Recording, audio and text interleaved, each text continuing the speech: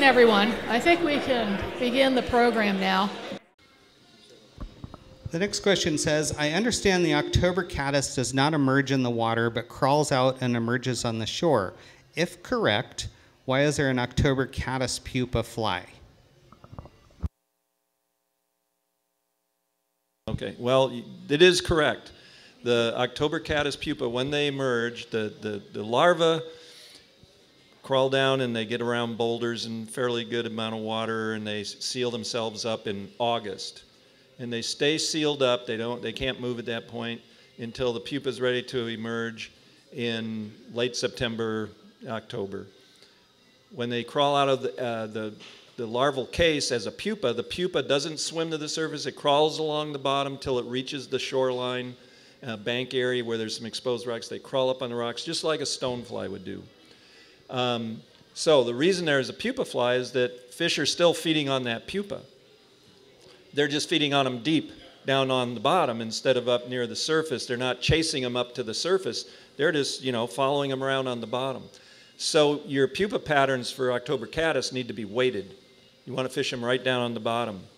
And a good technique is to let it cast out and down or straight out or whatever, but let it sink and let it swing over near the shoreline area and then just do a little slow hand twist retrieve back up towards you in water along the shore that'll hold fish, so deep enough and good enough cover. But fish it deep along the bank that way and let it swing down along the bottom. And they tend to emerge at night. They're more of a nocturnal emergence. But the fish will be looking for them in the morning. So if you get up in the morning, that's a good time to fish October pupa is in the morning because the fish are more likely to have been feeding on them at night.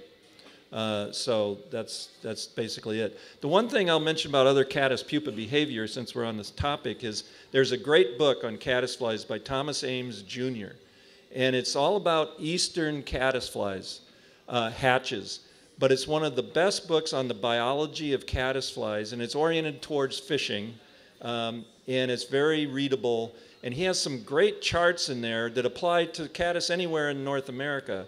And it talks about how much time different species spend as pupa drifting along the bottom versus coming up quickly to the surface, and what that behavior is and how it differs between different types of caddis. And there's lots of other good information in there on fishing flies for different caddis stages. So I just recommend that book, Thomas Ames Jr. book on caddis. It's just called Caddisflies, an Eastern Hatch Guide or something like that. It's by Stackpole.